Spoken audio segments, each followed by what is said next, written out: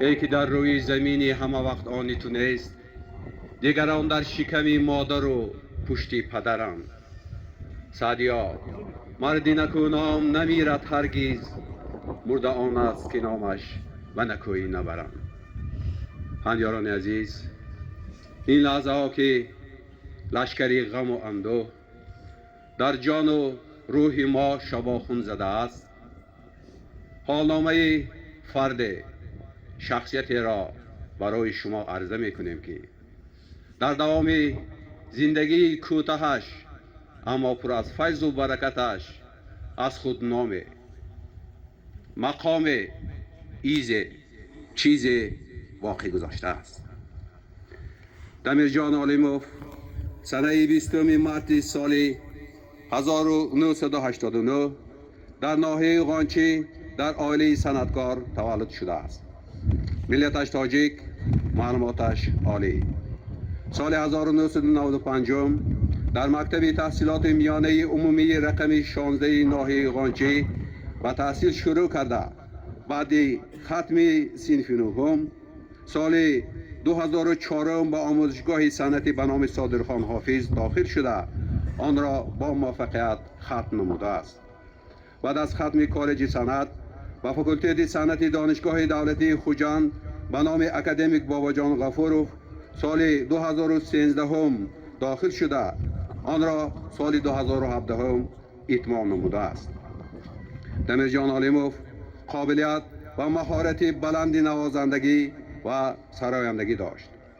این صفت‌های هنرمندی او را به نظر گرفته راهبریت انسامبل شش مقام خانان نوری خوجند او را به وظیفه نوازنده انسامبل به کار قبول نمود. او همچون جوانی ایجادکار و لیاقتمند در دوام چند سال آخر توانست نازکی‌های کسب نوازندگی و سرایندگی و خصوص سراییدن سرودهای کلاسیکی شش مقام را از استاد جوربیک مرادوف از خود نماید و در چاره‌بینی‌های گوناگون جمهوری شرکت نمود.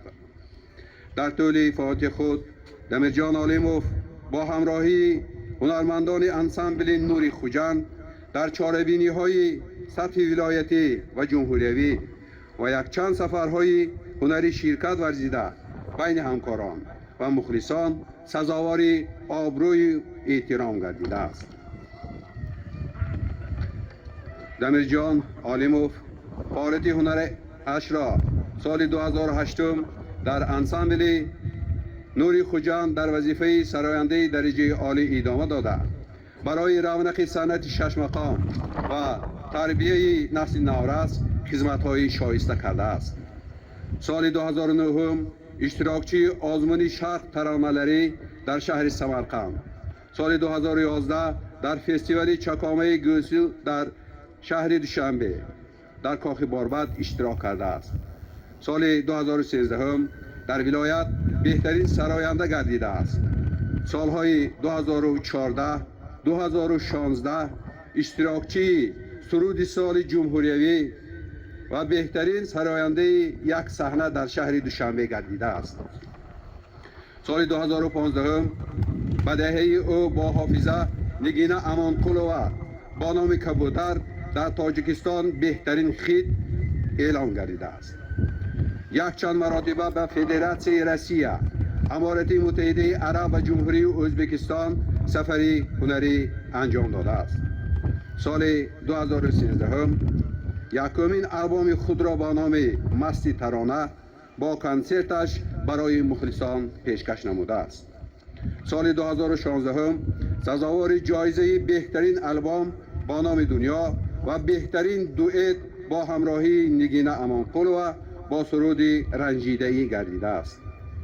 در شخصیت او همچون انسان خاکسار مهنت دوست بودنش در برابر این همچون سراینده در بین جامعه مهنتی انسامبل آبروی و نفوذ کلام پیدا کرده است. در همه چاره‌بینی‌های شهری و ولایتی و جمهوری فعالانه شرکت نموده است.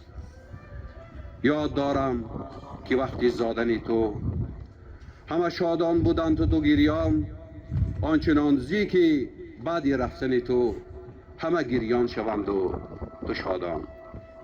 عمر کوتاه اما باعث افتخار و عبرت. الوداع برادر عزیز، الوداع، الوداع.